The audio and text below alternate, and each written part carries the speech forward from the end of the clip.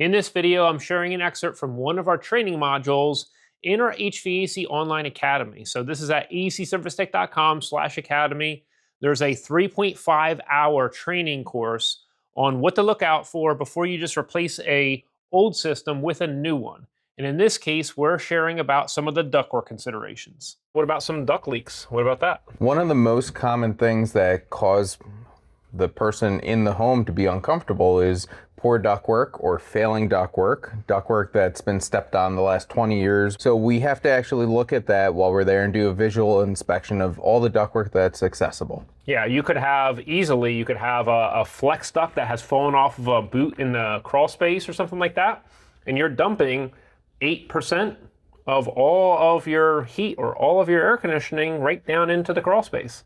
And so that could lead to other issues like mold, like where you're lowering the temperature too low below the dew point and everything is condensing in the crawl space.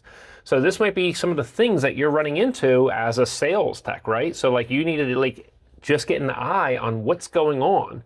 And that's a potential, say, increase in the sale, but we're not really worried about that part as much as doing the job right and protecting the company, the installation tech that's going to be doing the replacement, and that building owner. And if the building owner is spending all this money to condition the air, we want to make sure it's getting in the living space rather than in the attic. When we look at our components of a duct system, all this metal, sheet metal, gets put together by a person, right? Years ago, someone put it together, and when they put it together, it's important that it was air sealed properly. Yeah. So duct mastic should have been applied to each of these collars, like right here. You can see there's a big gap. This is a huge duct loss right here, and it's a spot that you could usually pretty much see even without having to cut the insulation back. So that's like a telltale sign, you know what, if they didn't put mastic here and seal it here, none of the rest is going to be sealed.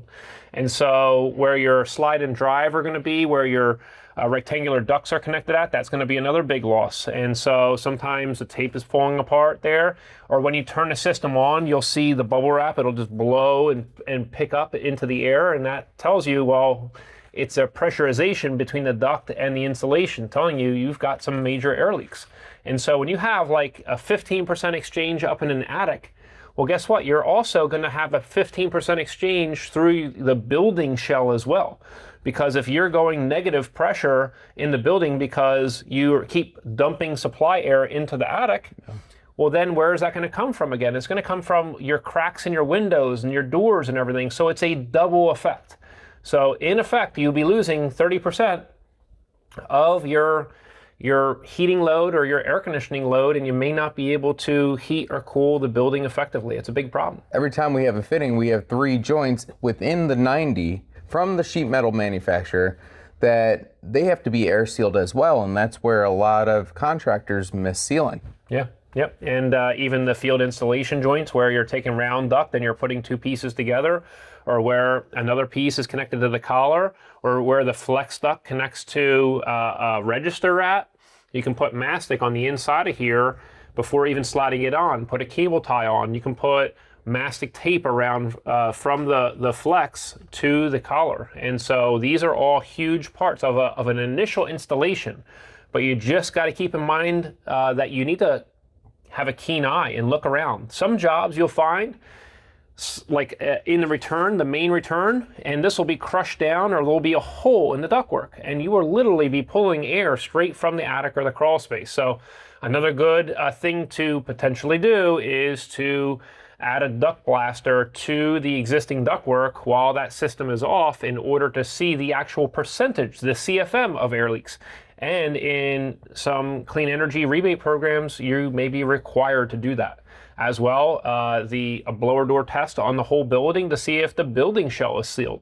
So that's a whole nother thing to keep in mind. So just because you have what you think is the right size system for the building, it may be oversized or undersized based on the duct conditions and the building structure. The ductwork itself will change air conditioning system drastically, where we might be a ton and a half off just based off where the ductwork is located. Being in a crawl space that might be 95 degrees or an attic that might be over 100 degrees, it's going to add a lot of load to the ducts, and then on top of that, lose some air up in the attic. It's going to add even more. Yeah. So bubble wrap, if there's only one layer and there's no air gap, like that's made by pieces of bubble wrap between the bubble wrap and the duct, the R value is going to be significantly lower. So just because it says R6 on it, or whatever, R8, doesn't mean that's actually what it is when it's applied tight to the ductwork. So you have to keep that in mind. Think about that if you have ductwork up in the attic and you have a main duct, and just because you have R30 up in the attic for your insulation value, you go over to the duct, hot air rises, it goes into the ductwork, and then all of a sudden the only shield that's left is R1. That's a problem. So you got to keep that in mind in reference to the ductwork. So you might have a fiberglass wrap, and so that would be a better R value. You could even have foam insulation on the outside of the duct, and on the opposite side in the crawl space, if you have fiberglass duct, it may be saturated and soaking wet due to a problem with the humidity in that crawl space and the dew point. And so there may be an issue there where that insulation it's actually wicking away any heat and it's transferring heat instead of insulating that duct. So it's another thing. You might want to feel the insulation to see if it's soaking wet. Now, if you walk up to some ductwork that doesn't have insulation on it, it doesn't always mean there's nothing. Ductwork could also be internally lined. Yes. And with that, you have insulation physically in the ductwork, so we got to be sure that we're not saying that there's no insulation. We got to look inside as well. Yeah, and you'll have little pin marks like from the tabs that hold the insulation in place. Now, it's not technically insulation. It used to be acoustical liner, and so it could be that as well. Now that'll stop maybe the outside of the duct from condensing moisture, depending on, once again, the humidity level, the dew point. Yeah, so some ducts may have acoustical liner or potentially insulation on the inside, and that's a whole nother thing to just be aware of, especially if the customer has allergies and stuff like that, and because it might be caked and there might be a lot of growth and things like that. You don't know. Now, you may not have undersized duct. You may have flex ducts that are strangled. So if a flex duct is crimped down like this or has hangers and it's just kind of kinked off, it may be that this flex duct needs to be installed correctly by having it pulled. And so it should be like this, not crinkled up like this, because you'll have a smaller duct diameter inside of that. Now, with your static pressure measurement, your total external static pressure, or just even the static pressure in the return, if that's significantly high, like it's 0.4 or 0.3 or something like that, you'll know we have a problem in our return, and so you're going to need to address that.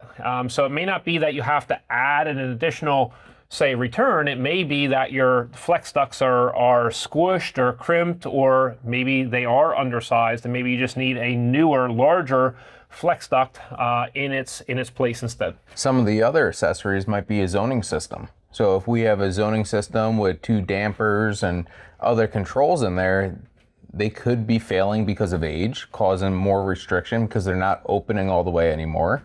They might not be closing properly. In order to make sure the customer is getting what they're paying for, we have to make sure that the zoning system, if we're good to leave it, is all functioning properly and sized correctly. In order to size it, ACA actually makes a manual that's focused on zoning that explains exactly all the rules to make sure it works. Yeah, and then the other thing is, does the zoning system communicate with your new system that you're going to be replacing it with? Say like an Infinity or Evolution system is specific to Bryant systems and Carrier systems that utilize their own specific zoning control system. So it's like you really need to be aware of if it's a universal zoning control system that can be used with any type of furnace and air conditioning system or heat pump system, or if it's brand specific. So if you want to learn more about what to look out for before just replacing a system, make sure to head on over to acservicetech.com/academy, and you can sign in and head over to the important technical subjects for HVAC techs. We also have over 30 different courses there. We've got over 85 hours of training. We've got over 50 certificates for the hours of training, and they're good for NATE continuing education hours. Head on over to acservicetech.com/academy to learn and grow in the field.